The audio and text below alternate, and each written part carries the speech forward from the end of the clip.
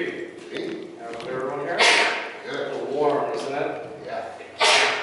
That's I'd like to say that I've been missing for a little bit here, so I'm a little out of sync here, but I got a couple months worth of reports here to give you guys, and then I also have a special guest here who I will introduce here shortly. So I'll just go through the technical fundamental stuff that I have to get here, and then we'll go on to my special guest. So we weren't here for August, and so I compiled some July statistics for you guys. We'll start off with traffic collisions. We'll go into arrests after that, and then also some citation activity, which I actually only have for August. So in the month of July, the areas surrounding agua dulce saw reported 37 traffic collisions, and of those 37, there were no fatal traffic collisions. There were 15 of them that were reported to be injurious, and out of all those injury collisions, only on July 29th, at about 6:50 in the afternoon, northbound south of Spring Canyon, was there a traffic collision that involved some moderate injuries, maybe some fractured bones and stuff. That was just a solo vehicle that collided into center divide on 14. Of those 37 reported traffic collisions, again, there was only 3 that were determined to be DUI related. For July, we had, speaking of DUIs and arrests, we had 11 DUI arrests that month. And again, this incorporates everything that's the adjoining areas here, as well as statistics specifically for Sierra Highway and Agua Dulce Canyon. So 11 arrests in and around Agua Dulce. Those were just DUIs. We did have some misdemeanor, a couple of misdemeanor arrests. One of them was for somebody providing false information to one of our peace officers. Not nice, we don't like that. We don't take kindly to those. We also had one that was a 72-hour hold on somebody who couldn't basically care for themselves. And then there was another one that was a gentleman who decided to evade one of our officers after he made an enforcement stop. The gentleman decided to drive off, and drive as he did, it was probably mostly in a safe manner, ultimately coming to stop somewhere in the city of Santa Clarita. So we took him to jail for that. We also had a felony arrest for drugs, possession of controlled substances, as well as child endangerment in July. Those are the most notable there. Then moving on to August. August, we had traffic collisions. We had reported 43 traffic collisions around the area. There were 2 fatal traffic collisions reported for the area. However, one doesn't really pertain to Agua Dulce because it was back down, not in the city, it's unincorporated, but it was off of Plum Canyon, in the Canyon Country area, or Saugus area. The other fatal traffic collision was a solo vehicle that collided into the center divider, northbound 14. I'm trying to remember where it was at. Northbound 14, south of Soledad Canyon, and then the vehicle rolled over. Unfortunately, the occupant or the driver of that vehicle succumbed to their injuries. So that was really the only fatal collision that would be charged to this area here. Again, 43 traffic collisions, 23 of them had injuries, 2 of them were related to DUI. There were 2 other traffic collisions that had some moderate injuries, fractured bones and major lacerations. One on the 1st of August on Sierra Highway north of Rush Canyon, or Roar Flats. And another one that was on, here in Agua Dulce, actually, just south or east of Davenport Road. Okay, as I mentioned, I do have a special guest here today. I happens to be the commander of our area here, who's been here for quite some time. He's the one that gives us the opportunity to come out here and talk to you guys and address all of your issues here. So, without further ado, Captain Odell.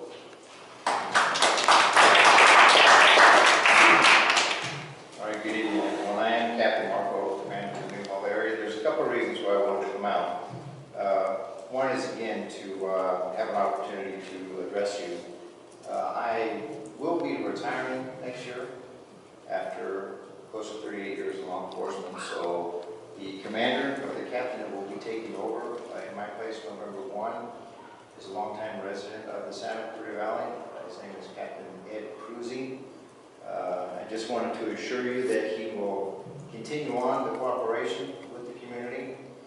He's fully aware that in our unincorporated areas, the Highway Patrol has a unique responsibility of making sure that we maintain this relationship and take care of the traffic issues.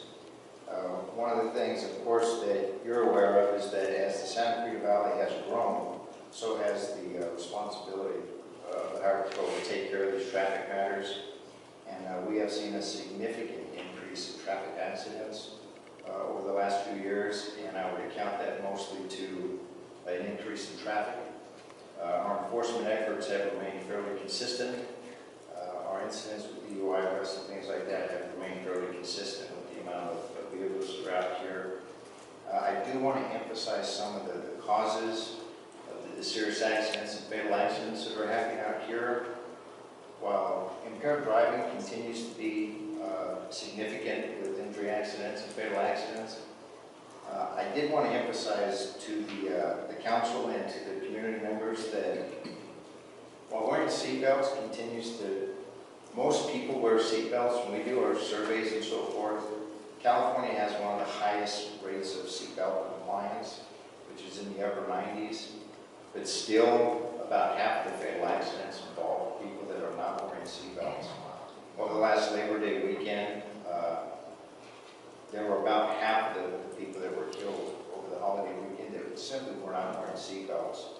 And with the improvements in automobiles and so forth, if you'll just make sure that you and your family members wear your seatbelts, the likelihood of surviving even a low-speed crash are significantly improved.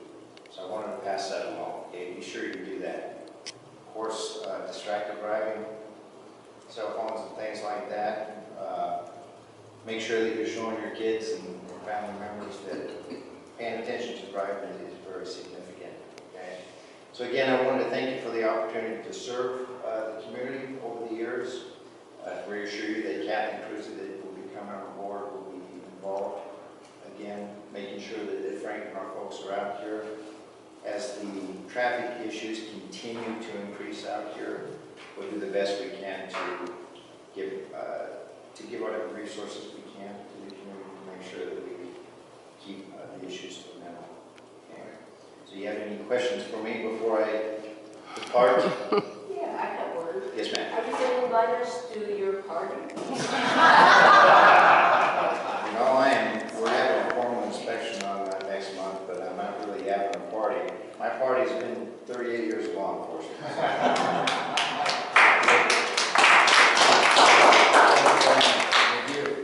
I've gotten calls about Charlie Road. Yeah. Unfortunately, the ones I've gotten have to do with the private roads.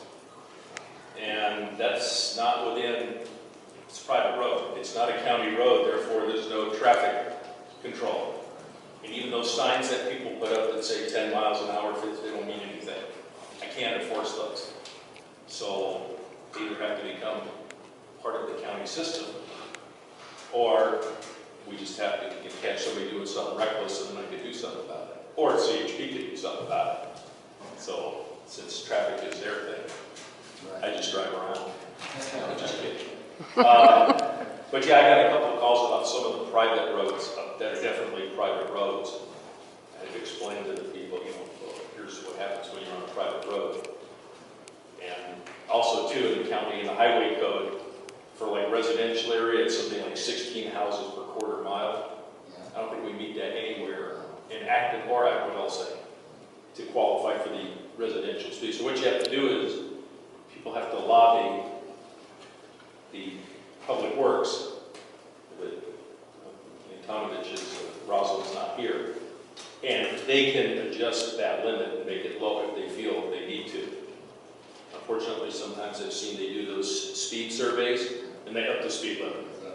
That's So it's kind of a double-edged sword there. The other thing was that, did Did you hear about letters being sent out with false heading? In other words, like an official letter from the highway patrol or the county to a particular resident? I mean, that's what I heard, something about that, and apparently it didn't happen. I mean, have you heard, have you haven't officially received a letter or a copy of a letter that was sent out or anything? No, that's why to me, it's information only. I have not seen it, I've heard of it. It's been spoken to someone else at our office about that subject, but I have not seen anything. Okay. So I haven't seen it, I've just heard about it, but that's why I was wondering if anybody's ever actually seen this letter, and it sounds like it may not Right. exist.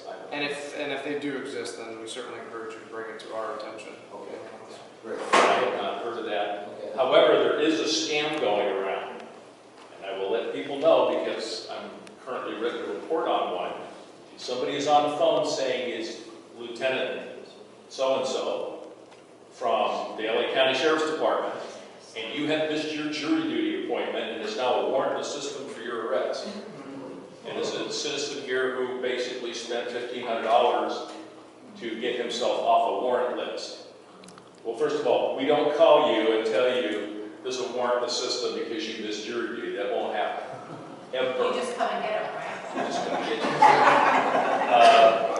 you. You know, we have had people who miss jury duty, and the judge will say, go to their house and pick them up and bring them back. And we do come to the house and pick you up and give you a nice ride in a nice county car and put you in front of the judge. Then you have to explain, why don't I go to jury duty? But we don't put a warrant, and we certainly don't ask for those little green dot 7-Eleven pay cards, which is what they ask me for. They say, we only accept those if people go to 7-Eleven, spend cash, and then read the numbers over the phone. It will never, ever, ever, ever, ever, ever happen. So just be aware that people are doing that scam in this area, and they're saying they're from the department, and they want you to send money. We don't do that. Okay. And especially if the name sounds wrong, that, you know, it doesn't sound like a real name. That some of them do, they have that. They also have the crime reports for July and August. And we had 11 in July and 8 in August. July kind of was high all over the county, so it was there. But some of these, just bear with me, I'm just reading what's here. We had one worthless document forgery. We had a non-aggravated domestic violence assault, one. We had one Schedule 4 narcotic barbiturate arrest. One drunk alcohol. One suspected child abuse report. One suspicious circumstance, possible criminal activity, which means we don't know if there's enough there, but we will take a look at it. We can develop that. One fire report. So, because in case anybody doesn't know, if the fire is suspicious, Sheriff's Department does the report. Our arson guys come out and they do the investigation for county fire. So if it's over a certain dollar value, or if the captain on scene says, you know what, this is suspicious, we now write a report. And then it goes to where the reports go downtown, and they come out and do their thing. Let's see, we had one suicide adult, one suicide by juvenile, one vehicle repossessed, and one recovered vehicle that was stolen. That was July. August, which I haven't seen out here in a while, we had 3 residential burglaries. And they were all unknown time, entry by no force. Unknown times mean the owner could have been on vacation and somebody showed up between this time and this time. So we can't pin it down. And no force means the door was open or a window was open or not secured properly and they were able to lift it. We've had some that go through the garage door because people don't lock those, thinking, oh, they won't go through. Well, they go right through there and then into the house. So we've had 3 of those. One sex crime, one trespassing, one found and recovered piece of property, one person dead of natural causes, and one vehicle repossessed. So that's pretty much all we have, which is good. First, just for August, we had 0 structured fires, we had 4 mobile property fires, 1 natural vegetation fire, 3 calls for emergency medical service, 1 hazardous materials call, 6 good intent calls, 8 false alarm calls, for a total response from the fire department of 55 runs in August. Okay. We have our Quebecs and our fixed wing back in service. So at a cost of well over $5 million, that's just the beginning costs. There's interesting costs for additional added on fees as they fly and so forth. But as you all know, that is just another critical resource, especially now. And as I always try to remind everybody, first alarm fire gets 3 helicopters, 3 LA County helicopters. And so those fixed wings and the Quebecs will be added to that response. They come out automatically. Now, obviously, fire that's 1 acre, they're going to cancel a lot of resources, but they're available to us now. And as a reminder, what's fire season? All year long. See, this community knows that. But our largest fires come in the fall. September, October, November, December. Because of the Santa Anas. So you're going to start seeing the Santa Anas. I think we typically have about 6 to 8 Santa Anas in the fall, and they last 3 to 4 to 5 days each. So when the winds are high, are really the best time to be alert. And don't hesitate to call 911. Sometimes I actually get a call in my office at Fire Station 150. Someone says, I don't want to call 911, but I think I see smoke. And I explain, 1, I can't do anything. And 2, if you call a station directly, they will hang up and call dispatch. They'll call 911. So you've just wasted time. It's not a waste of time for them to leave the station or leave wherever they are and come check it out. It happens all the time. They'll say nothing showing, we'll investigate further. It's better to be cautious, especially this time of year, so don't hesitate to call. Let's see, Santa Anas, the aircraft. Shannon Valley. Do we have anybody here in the homes, Shannon Valley? Dawn, any issues that you're aware of out there? I mean, those issues, but I've gotten some reports from the captains. For fire? For the water, the water in the well. So, You mean wells like drying out? Yeah. Type of thing? yeah, That happens. That's like all over. yeah. Well, it's that particular community. We've been getting some calls about wanting to take some action that is not within fire jurisdiction.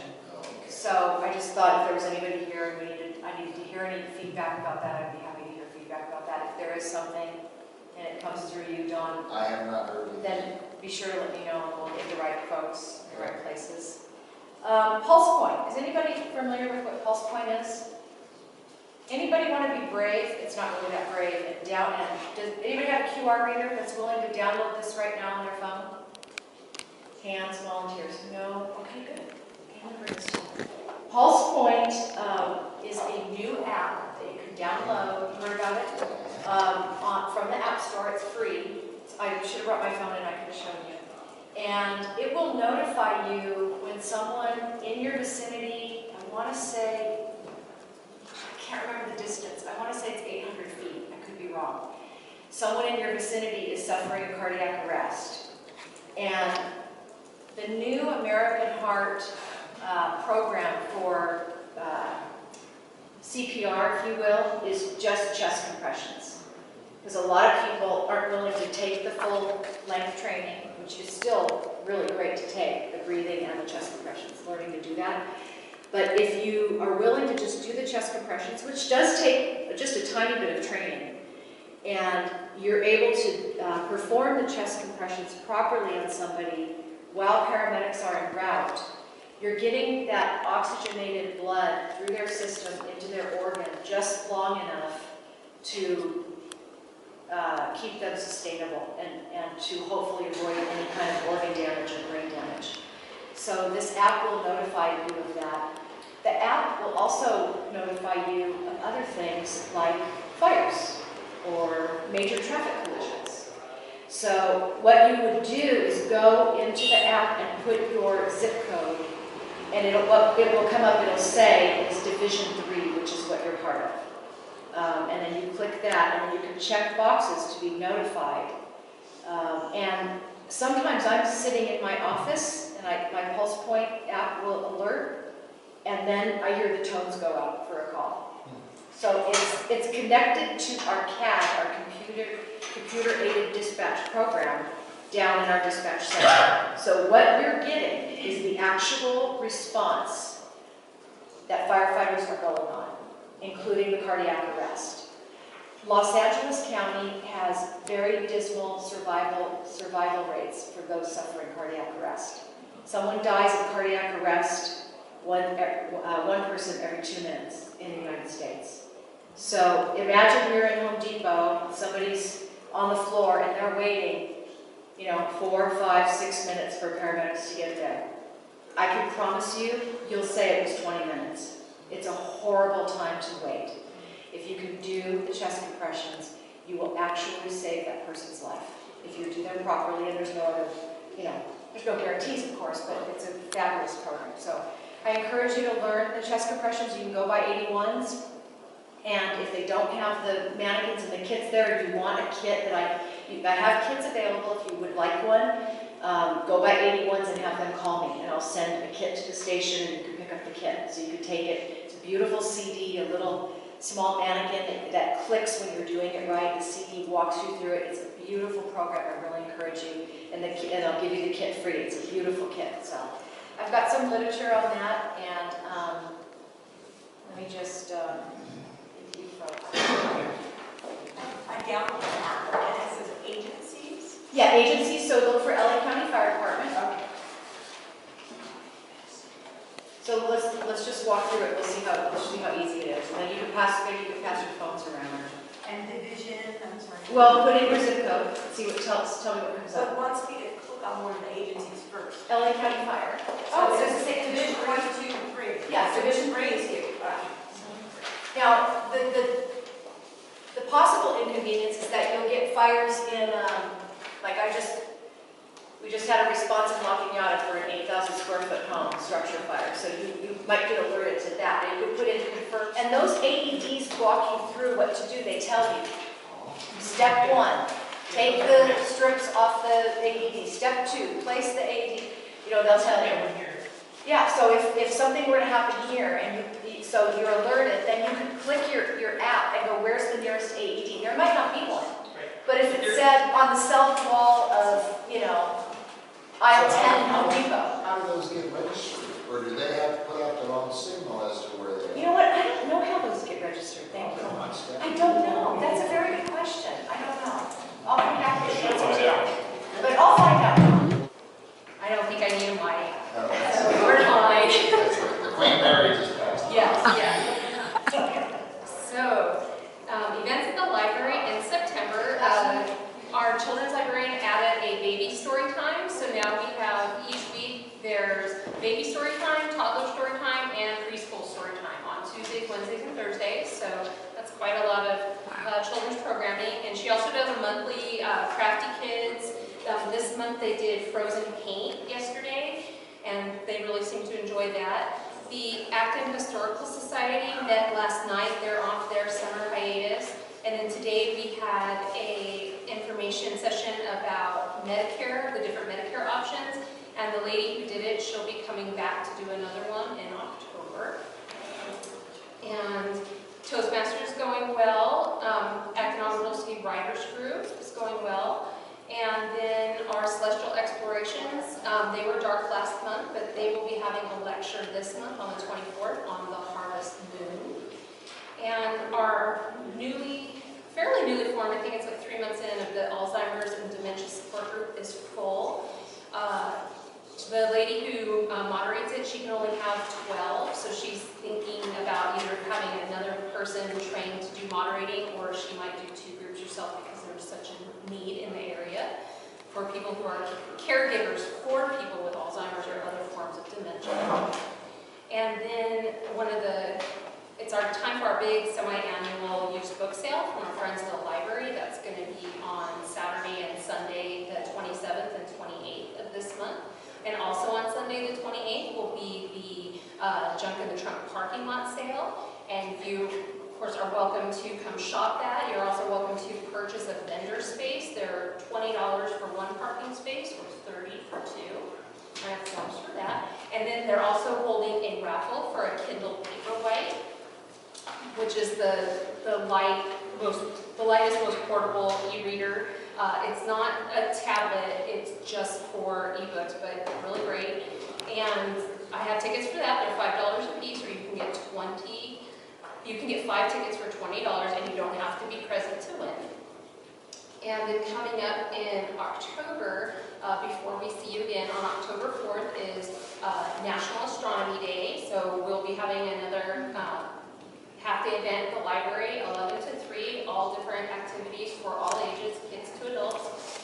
And then on the following Saturday, October 11th, is the UN's International Day of the Girl. And so we will have all-day programming centered on girls' education and careers and opportunities that are available to them, and also raising awareness of the lack of opportunities and other problems that are faced by girl children and the rest of the world.